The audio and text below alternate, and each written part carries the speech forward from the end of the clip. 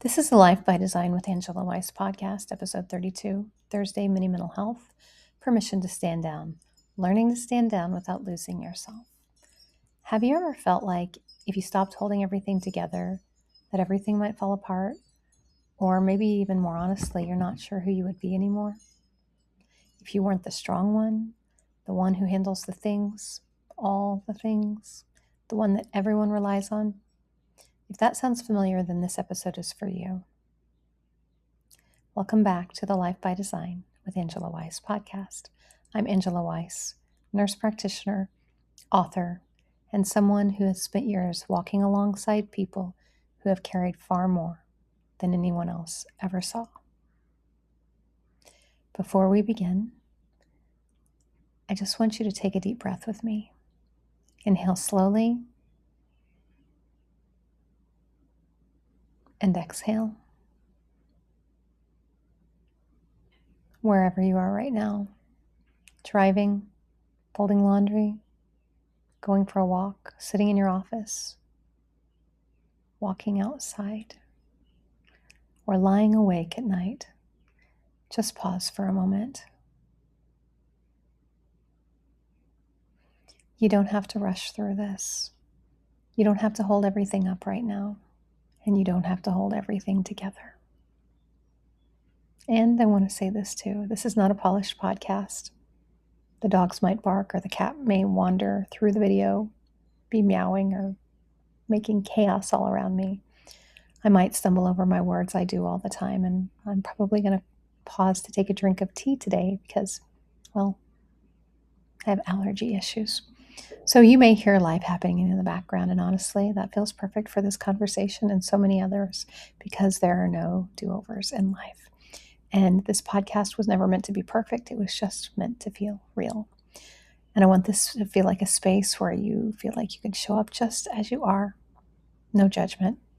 Just come as you are.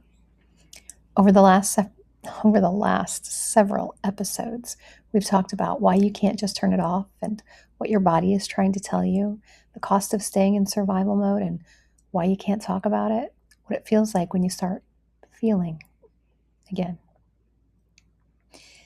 And today we're talking about something that sits underneath all of that. Who you've had to become to carry everything that you've been carrying that's been so heavy. Because for a lot of people, this isn't just about stress. It's not just about the weight of it all. It's about the identity.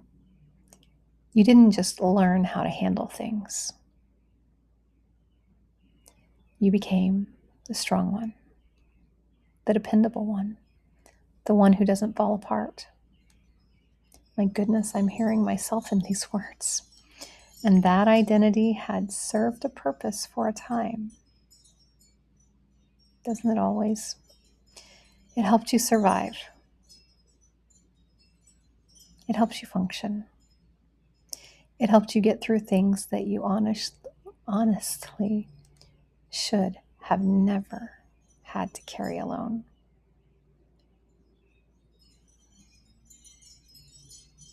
Over time, that identity can become something you feel trapped inside of. Because if you're not that person anymore, well, then who are you? And what happens if you let something drop? What happens if you stop managing everyone else? What happens if you slow down? For a lot of people, that does not feel peaceful at all. In fact, they'd probably rather manage all the chaos than let some of it go that they have to worry about. It can feel dangerous, like something bad is about to happen, like people might get disappointed in you, or you might stop being needed, and then what? Then who are you? And maybe everything will fall apart. Or honestly, like you might fall apart. And that fear keeps people in survival mode long after they need to be there. And it's not because they want to stay there. Nobody wants to stay there. Those feelings are pretty terrible, actually. But because they don't know who they are outside of that kind of world. And sometimes you don't even realize how automatic that this has become. You answer texts while you're exhausted. You say, "I'm fine," before you even think about it, even though you're not fine and that's not what you really want to say, but you don't think anyone cares anyway, so you say, "I'm fine." You keep volunteering to help when your body is begging for rest and all you really want to do is say no, but you're afraid to say no. You walk into a room and immediately scan everyone else's mood before you start noticing your own. You apologize for needing anything. You struggle to relax on vacations. You can't seem to turn it off. You finally sit down at night and suddenly feel anxious for no reason at all. The house is quiet, it's calm, and you're anxious. And it's because your nervous system became so used to being in motion and constant motion that stillness feels unfamiliar. By the way, once you get there, stillness feels amazing. But right now it might feel unfamiliar, which can feel unsafe. Some people who are listening are parents, and they've spent so many years being needed that they don't even know what they enjoy anymore. When I ask them, "What are your hobbies?" some don't know. Everything became a responsibility, the schedules and the bills and the sports and the appointments and the meals and the work and the laundry and the doctor's appointments and trying to hold everyone emotionally together while quietly falling apart. Yourself, who are you? Somewhere in the middle of surviving, you disappeared a little bit too.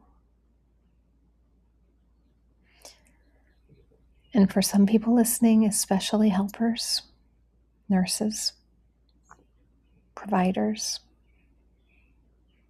therapists, first responders, caregivers, police officers, military, teachers, people who spend all day long taking care of the needs of everyone else.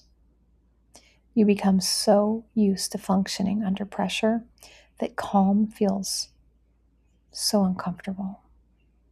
Your brain keeps waiting for the next emergency, the next shoe to drop, the next call, the next crisis, the next thing that needs to be fixed. And when things get really quiet, you don't even know what to do with yourself. You have an inner restlessness. Can't sit still, even if you're sitting still. Sometimes survival mode even follows people into their relationships, and you become the one managing everything emotionally. You anticipate everyone's needs, and sometimes before they even come up. You overfunction, you overgive, you overexplain, and you overaccommodate. Not because you're weak or too much, but because somewhere along the way, being useful started to feel safer rather than feeling vulnerable. So I want to say something clearly today. Standing down does not mean losing yourself. It means allowing yourself to become more than one version of you. You can be strong and still need rest.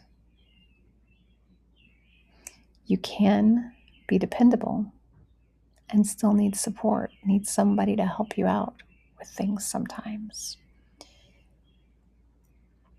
You can be capable and still need space to feel the feelings, all the things. You can take care of others without abandoning yourself. You don't have to stop being who you are, but you've got to take care of yourself too. You're expanding it because right now you may only be operating from one part of yourself. The part that handles, the part that pushes through, the part that survives. But there are other parts of you that deserve space too. The part that rests, the part that laughs, the part that loves, the part that creates, the part that feels safe enough to receive love and support too. And standing down isn't about replacing one with the other. You can have them all. It's allowing them both to exist. It's about allowing them both to exist. And I know that this can feel uncomfortable because it's unfamiliar, and unfamiliar often feels uncomfortable. But it doesn't mean it's wrong. Unfamiliar doesn't mean it's wrong. It simply means that it's new. So instead of asking yourself, who am I if I'm not the strong one? Try asking, what else am I allowed to be? Who else am I allowed to be? And you don't have to answer that question at once. It might come over time, the answer really, and it might evolve. You don't need to try and reinvent your life tonight. You can simply just start noticing where you're holding more than you need to, where you've been pushing when you could pause, where you're staying in control when it might be finally safe to soften, not forcing change or judging yourself. This is a no judgment zone.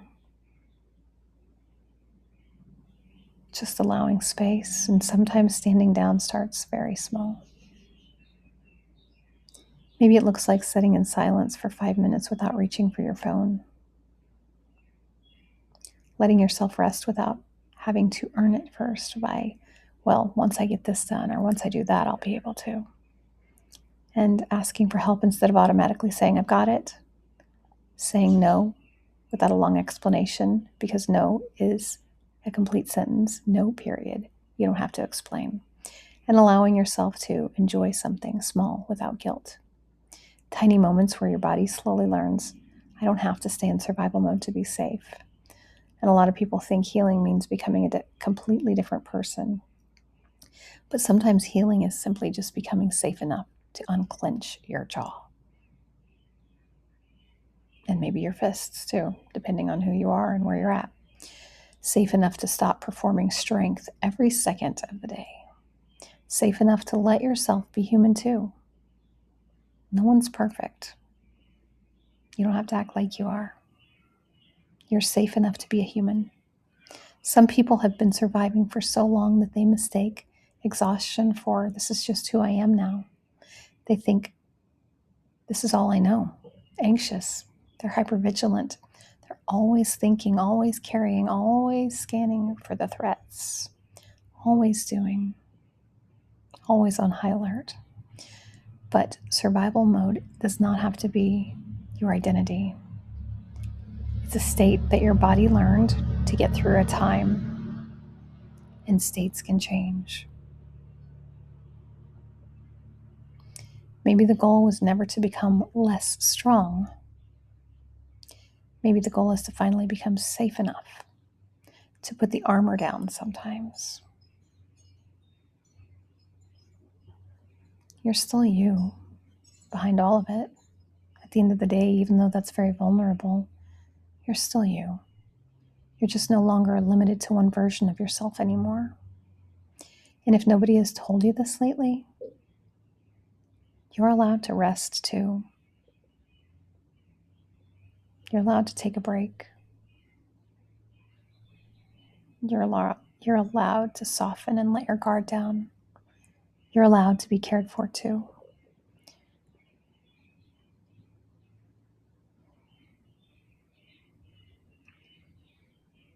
I think about so many times in my life where I was this person, and I can tell you that I have no problem laying it down now. I have no problem asking for help now. I have no problem delegating, and I definitely have no problem saying no. My nervous system is no longer in fight or flight. I'm relaxed and calm, and I'd like to offer that to you too.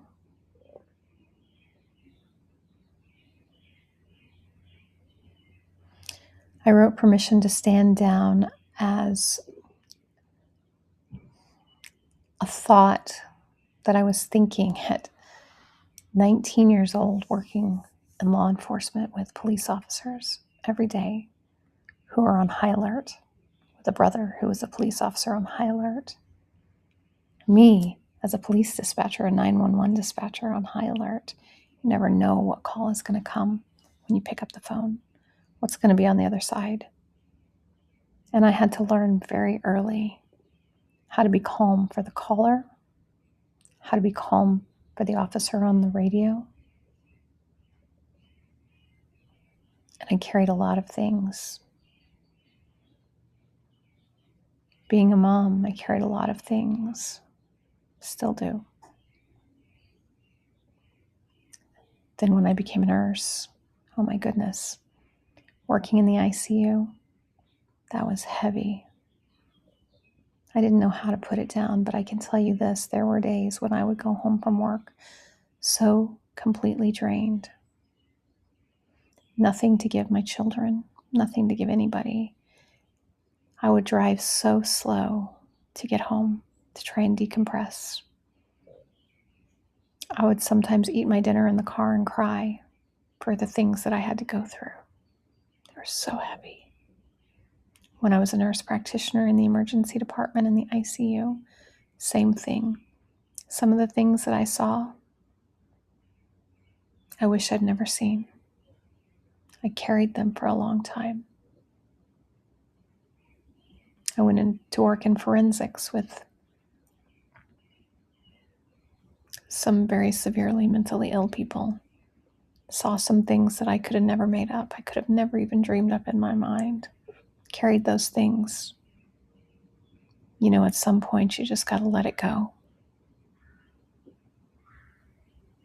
I lost a child. I lost a child in a car accident that I saw that I should have never seen. We're all carrying heavy things.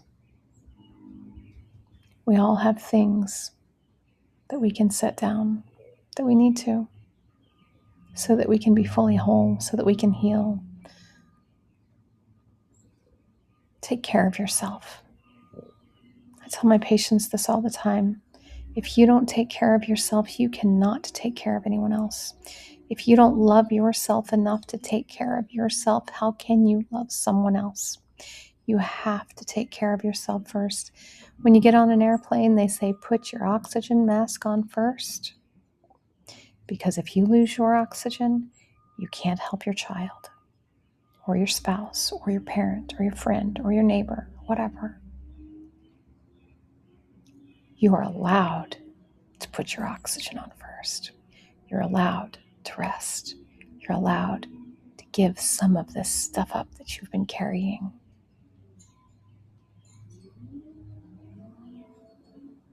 I hope this was helpful today.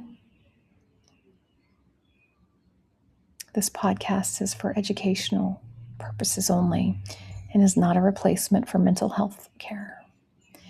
If you are in a crisis in the United States, please call 911 or 988, the National Suicide Prevention Hotline. If this was helpful for you, please like, follow, share. On Sunday, we will continue with the Faith Edition, and Tuesday, more on relationships. Take what you need, leave what you don't, and keep living your life by design. And by the way, one more thing.